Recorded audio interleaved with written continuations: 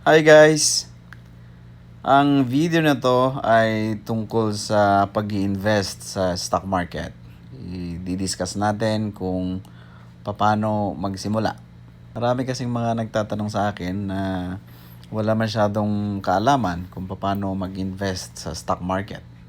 So dito malalaman natin kung ano yung mga basic na kailangan natin. So, kahit wala kang alam kung ano ang stock market, kung paano gagawin, dito, isa-isahin natin yan.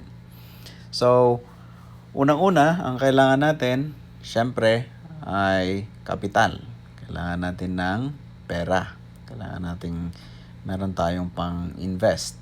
Hindi naman kailangan ganong kalaki ang kailangan mong panimula para makapag-invest. So, 10,000 pesos, pwede na yan. Okay na yan na simula. Pwede ring mas maliit. Actually, pwede kang makabili ng stocks. 5,000 pesos, 3,000 pesos, pwede rin. Pero, hindi advisable kung masyadong maliit. So, ang magandang simula, siguro, 10,000, yun yung advisable na panimulang kapital. So yun yung unang kailangan natin. Kailangan natin ng kapital. Pangalawa, kailangan natin ng internet. Hindi, joke lang. Yung kailangan natin ng pangalawa is online banking. Siyempre, kailangan natin ng internet pero ang kailangan talaga natin is yung online banking. So, kailangan mo ng bank account na merong online banking. So, karamihan naman ng mga malalaking bangko ngayon, meron silang online banking. So, walang problema. Meron tayong, andyan yung Metrobank, BDO, yung BPI, yung mga yan. Magaganda yung mga online banking nila. Yung mga maliliit na bangko, medyo tagilid sila. Yung mga rural bank, mga ganyan. Tingin ko, wala pa sila masyadong kakayahan or magandang online banking platform. Ngayon, kung hindi talaga kayo maka-open ng online banking account nyo, pwede rin naman pa rin mag-invest sa stock market online. Pero, ang gagawin nyo na lang, ang pagpondo nyo dun sa stock trading account nyo ay dun sa mga ibang pamamaraan, gaya ng GCash, gaya ng siguro mga payment centers, meron din yan. So, pwede pa rin naman.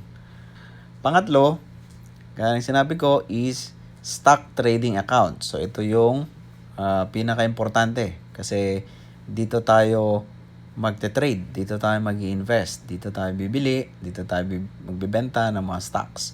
So, dun sa mga baguhan na wala pa masyadong kaalaman sa pag-i-invest sa stock market, ito ay bago siguro sa inyo kung wala pa kayong experience. Yung kapital, yung bank account, online banking, syempre alam nyo na yan.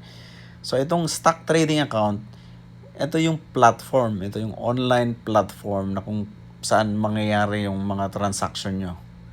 So ang pinakamalaking online broker or trading platform sa Pilipinas is Cole Financial. So, titignan natin yung website nila.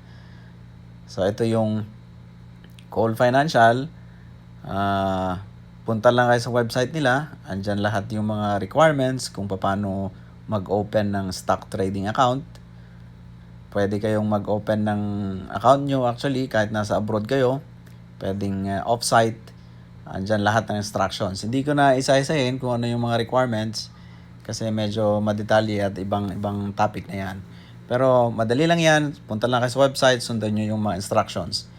Ang pag-open kasi ng stock trading account is parang mag-open ka rin ng, parang pag-open din ng bank account sa bangko. So, kailangan mong mag-fill in ng mga forms. Kailangan mong magpirma ng mga dokumento. Kailangan magbigay ng picture. Yon, at kailangan magbigay ng mga ibang information. Isa pang malaking stock trading platform sa Pilipinas is First Metrosec. So, tingnan natin yung website nila. Ang First Metrosec actually is pagmamayari ng Metrobank Group. So, kung meron kayong bank account sa Metrobank, I suggest na ito na lang ang gamitin nyo, First Metrosec, kasi isang grupo lang yan. So mas madaling i-link yung bank account nyo dito sa online stock trading platform nila. So mas convenient kumbaga. So yan. So yan yung First Metrosec. Meron din silang mga guide dito sa website nila. May mga videos kung paano i-navigate or paano gamitin yung website nila. So itong Cool Financial at First Metrosec, meron din silang mga app. So download nyo lang sa cellphone nyo at pwede na kayong mag-trade or mag-invest sa stock market gamit yung cellphone nyo.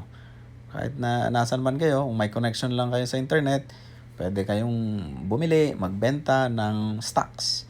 So napaka-convenient na ngayon. So yun lang. So kung meron kayo nung tatlong yan, capital, online banking, access sa internet, saka stock trading account, pwede na kayong magsimulang mag-invest. So, yun guys, yun yung basic na kailangan nyo talaga. Kung wala pa kayo masyadong kalaman, pag meron na kayo noon, pwede na. So ngayon, ang susunod naman nating i-discuss is yung stock market mismo. So ano ba ang stock market? So nakikita nyo sa screen nyo, ito yung stock index ng Philippine Stock Exchange. So ano ba ang Philippine Stock Exchange at ano itong index na to? So Philippine Stock Exchange is parang ito yung market, kumbaga palengke sa madaling sabi. Yun nga lang, stocks ang tinitrade dito. So may nagbebenta, may bumibili, nagbebenta yung mga, pwedeng yung company mismo nagbebenta, pwedeng ibang shareholders, tapos bumibili kung gustong bumili. So yan yung market na binibilhan natin at gusto magbenta dyan din sa Philippine Stock Exchange. Ano naman tong index na to? Ang index or stock market index is parang barometer, tawag niya barometer, or parang sukatan, kumbaga. Sukatan kung ano ang nangyayari sa ating stock market. So yung makikita niyo dyan na amount o presyo, 6,755, yan yung index ng stock market natin sa petsang ito, February 25. So araw-araw, oras-oras, minuto, nag-update yan, gumagalaw yan. So yan yung nakikita yung news actually sa dyaryo o kaya sa internet o kaya sa TV, nakita nyo yung pina-flash nila yung PSE index natin. So ang ibig lang sabihin yan is pag tumaas, ibig sabihin mataas ang presyuhan or tumaas ang presyo ng mga stocks. Pag tumaas ang presyo ng mga stocks, may iba-ibang dahilan yan. So ibang topic naman yan. Mas detalyadong discussion kung ano ba yung mga dahilan kung bakit tumataas yung stock market natin. Pero makikita nyo dito sa video na yung stock market natin is nasa, or yung index, PSE index natin is nasa 6,755. Yung open, yan yung presyo nung nagbukas nung February 24 kasi holiday ang February 25. Nag-open siya ng umaga, 9 a.m., 6,608 ang presyuhan at nagsara siya, ang presyo ay 6,755. So yan, bumaba yung stock market natin sa araw na yan or sa petsa na yan. Ngayon makikita nyo dito sa kanan, 52-week low or 52-week high. Anong ibig sabihin naman yan? 52-week is isang taon.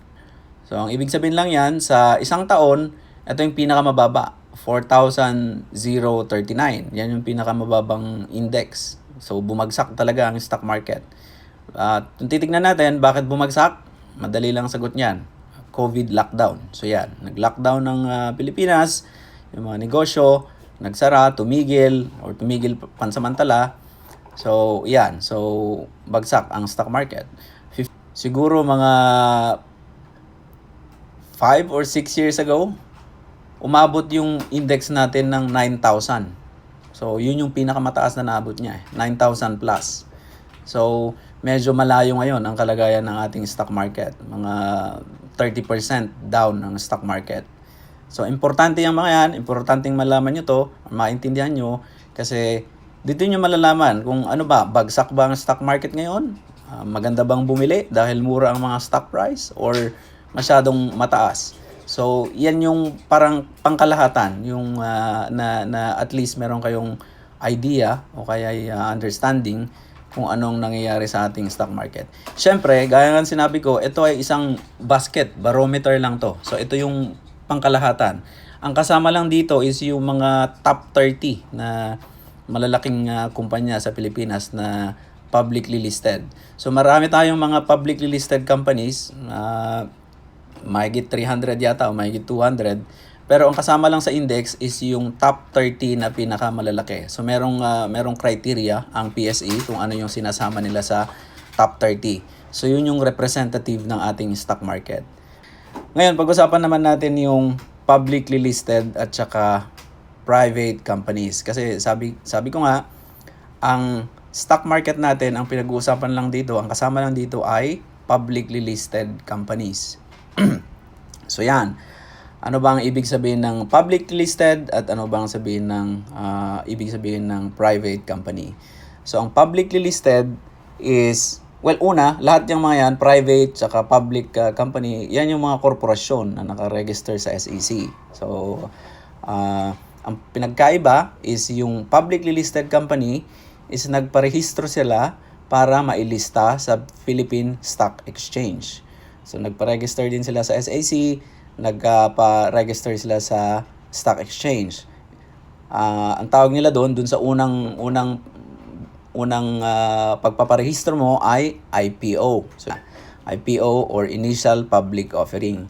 So pagka na-approve na yung kumpanya, publicly listed na siya, lalabas na yung stocks ng kumpanya doon sa stock market. So, pwede nang bilhin, pwede nang ibenta ng mga tao, mga ordinaryong tao. So, yun. Yung private company naman, corporation din yan, pero hindi sila nagparehistro sa stock market. So, halimbawa, ang Jollibee, publicly listed ang Jollibee. So, pwede tayong bumili ng shares ng Jollibee, pwede rin nating ibenta. Yan, so nasa stock market yung Jollibee. Ang private company naman, marami ring malalaking kumpanya pero hindi sila publicly listed. So, hindi tayo nakakabili ng shares nila sa stock market. Isang malaking halimbawa niyan is Mond Nissin. So, yan. Nasa balita ngayon yan. Ang Mond Nissin, siyang gumagawa ng mga Lucky Me, Skyflakes. Marami silang brand. Pero malaking kumpanya to. Pero hindi sila nag-public listed. Family owned ba rin siya? Privately owned. So, hindi available yung stocks nila sa public, sa mga ordinaryong mga investors.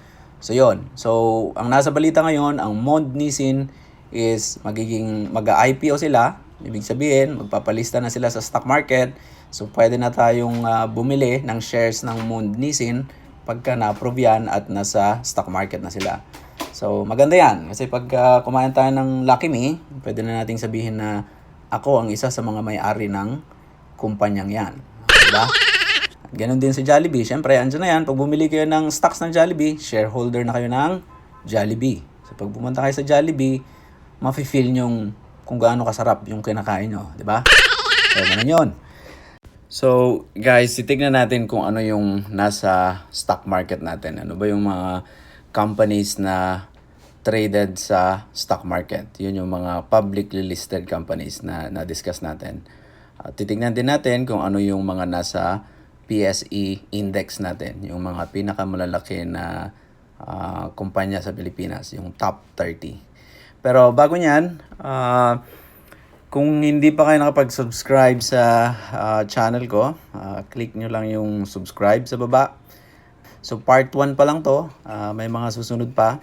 Siguro sa part 2, hindi-discuss natin kung paano mag-navigate dun sa mga stock trading account natin. So may stock trading account ako, pwede kong ipakita sa inyo kung ano yung kung paano mag-trade doon mismo sa platform, yung online stock trading platform na ginagamit ko.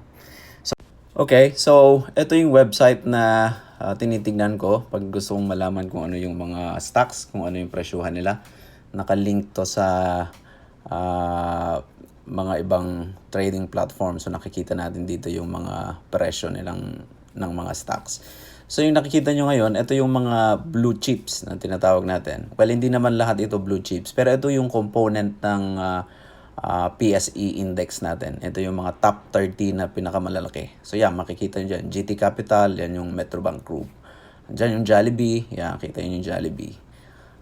Dyan din yung Metrobank, yan yung nasa top 30. Pure Gold, andyan din yung Pure Gold. Siyempre, SM, San Miguel, PLDT, yan yung mga yan. Semirara Mining, yan yung coal mining company. At nasa power industry din sila. So, yan. So, meron din ditong Universal Robina, yan yung mga pagkain.